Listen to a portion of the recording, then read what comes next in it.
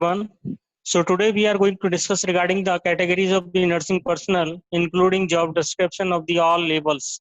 So in the job description, a job description is a statement of the basic purpose of the job, the significant task to be carried out, and the extent of the authority vested in the post, and the upward, downward, and horizontal relationship necessary for the performance of the job.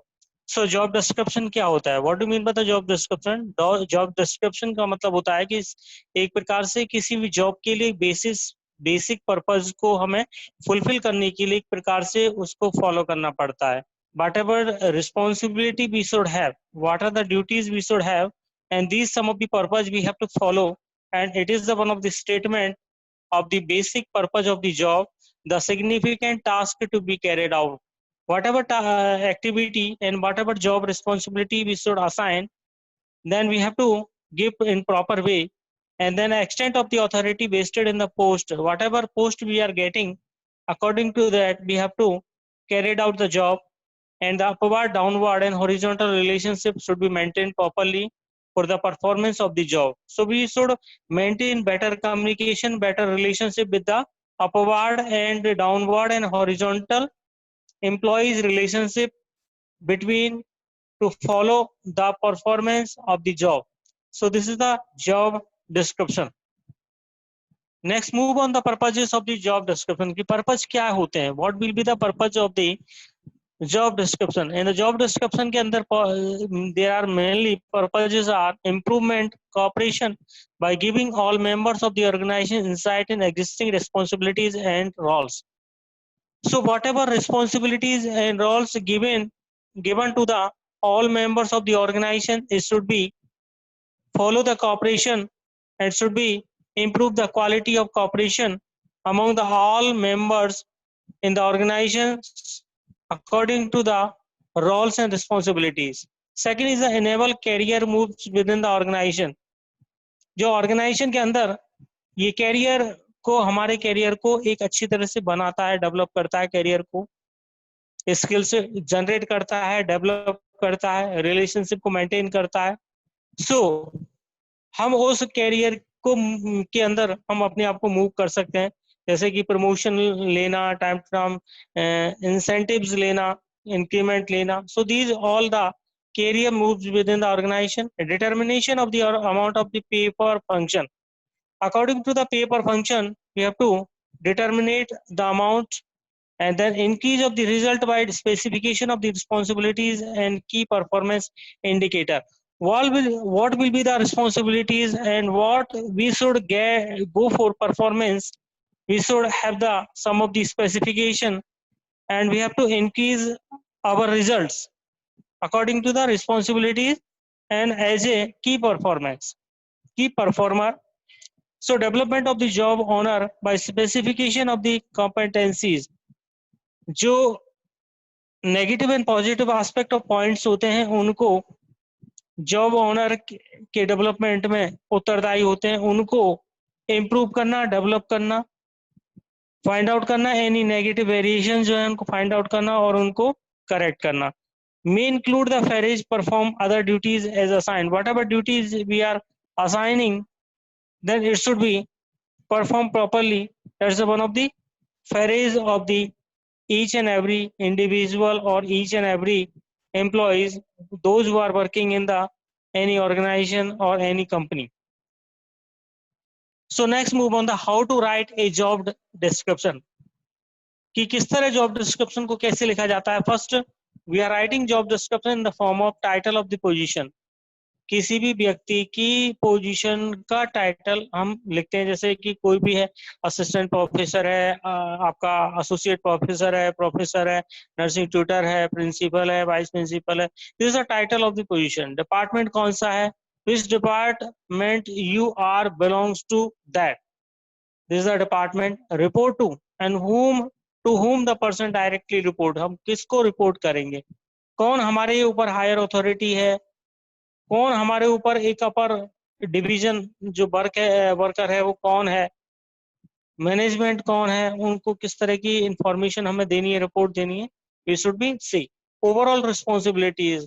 जो भी responsibilities assign की जाती है कि उस overall responsibility के आधार पर हमको वर्क को असाइन करके और उसको इंटरवेन करना है। देन की areas of the responsibilities, then कौन कौन से एरियाज जो हैं, स्पेसिफिक एरियाज हैं, उनको फाइंड आउट करके जो सबसे पहले उनको हमें ट्रीट करना है, उन एरियाज को सबसे पहले ट्रीट करेंगे, बाद में धीरे धीरे उसके बाद दूसरे एरियाज को मूव करते हैं। Consult with the those who the person works with an regular basis, किस पर्सन से हमें कंसल्ट करना है during the regular work, basis of work. Term of employment, कितने एम्प्लॉयमेंट की कितनी टर्म होती है, कितने साल की एक टर्म होती है, उसके आधार पर हम उसको डिस्क्राइब करेंगे। क्वालिफिकेशन, क्या हमारी क्वालिफिकेशन है, नेसेसरी स्किल्स क्या है, क्या एक्सपीरियंस रिक्वायर होता है, उसके आधार पर हम क्वालिफिकेशन लिखेंगे।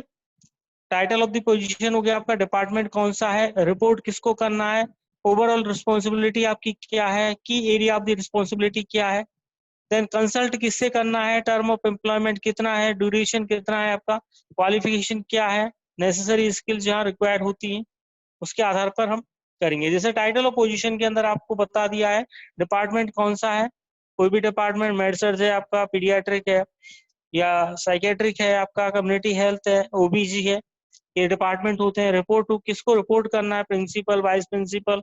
ओवरऑल रिस्पॉन्सिबिलिटी कि हमें ऑल प्रोग्राम्स को टीच करना है, लर्न करना है और उनको एक्सपोज करना है for the clinical area, overall responsibilities है। और इसके अलावा हमें एडमिन का जो काम है वो भी देखना है, एडमिनिस्ट्रेशन का काम भी देखना पड़ता है, ये ओवरऑल रिस्पॉन्सिबिलिटी होती है। की एरिया ऑफ द रिस्पॉन्सिबिलिटी, की एरिया का मतलब होता है जो आपकी स्पेशलाइजेशन है उसके आधार पर आप अपने जो आवर्स हैं उनको, अपने जूनियर जो है उनको अलॉट करना, उनकी जो वर्क है उनको डेलीगेट करना, उनको देखना, ये अपने की एरिया ऑफ रिस्पॉन्सिबिलिटी है। किसको हमें कंसल्ट करना है, कोई भी प्रॉब्लम होती है उससे किससे कंसल्ट करना है, किसको हमें रिपोर्ट करनी है, टर्म ऑफ एम्प्लॉयमेंट कितना होना है, देन क्वालिफिकेशन के आधार पर नेसेसरी स्किल्स एंड एक्सपीरियंस जो होती हैं वो रिक्वायर होती हैं, उसके आधार पर क्वालिफिकेशन हम यहाँ पर लिख सकते हैं। Then standard norms recommended by the INC, INC के द्वारा जो स्टैंडर्ड नॉर्म्स होते हैं, nurse patient ratio, nurse patient ratio हम यहाँ पर आईएनसी के द्वारा दिया हुआ है। जैसे जनरल वार्ड के अंदर 1:3, मतलब एक स्टाफ नर्स 3 पेशेंट के ऊपर होती है। Hospital attach with the school college of nursing, जो हॉस्पिटल की भी जो स्कूल और कॉलेज है वो किसी भी हॉस्पिटल के साथ अटैच है 1:3। 1:5 hospital not attach with the school and college of nursing, यदि जो हॉस्पिटल है वो स्कूल और कॉलेज ऑफ नर्सिंग से अटैच नहीं है, वहां पर जो रेशियो होता है वो मेंटेन करते हैं 1:5। जहां हॉस्पिटल किसी भी कॉलेज या स्कूल से अटैच होता है वहां पर 1:3 रेशियो मेंटेन करते हैं। ICU ICU and other speciality के अंदर यदि आईसीयू है आई और अदर स्पेशलिटी है तो उसके अंदर 1:1 का हम रेशियो फॉलो करते हैं फॉर द 24 आवर्स के अंदर। लेबर रूम के अंदर प्रत्येक शिफ्ट में 4 होते हैं। ऑपरेशन थिएटर के अंदर 24 आवर्स पर टेबल, मतलब प्रत्येक टेबल के अंदर 24 आवर्स की टेबल जो होती है उसके अंदर 3 होते हैं ऑपरेशन थिएटर के अंदर। आउट पेशेंट ओपीडी डिपार्टमेंट के अंदर 1 in the each clinic room of the OPD, प्रत्येक ओपीडी के अंदर एक रहता है। कैजुअलिटी एंड इमरजेंसी के अंदर 1:1 इन द ईच शिफ्ट, प्रत्येक शिफ्ट के अंदर 1:1 का रेशियो हमें दिया जाता है। देन पीडियाट्रिक यूनिट के अंदर 1:2 बेड्स का होता है, मतलब एक जो है आपका स्टाफ 2 बेड्स के ऊपर होता है। And 30% of leave reserve for the post of staff nurse, मतलब 30% जो लीव होती है वो रिजर्व होती है स्टाफ नर्सेस के लिए, should be maintain properly. Then every hospital should follow this protocol recommended by the Indian nursing council, प्रत्येक हॉस्पिटल को ये प्रोटोकॉल फॉलो करते हैं जो इंडियन नर्सिंग काउंसिल के द्वारा बनाए गए हैं, रिकमेंड किए गए हैं, उनके आधार पर standard norms and recommended by the INC, जो आईएनसी के द्वारा ये रिकमेंड होते हैं। So these all are the some of the like standards and patient ratio in the hospital we are maintaining, and we'll see in the next part of this topic in the next class. Thank you everyone.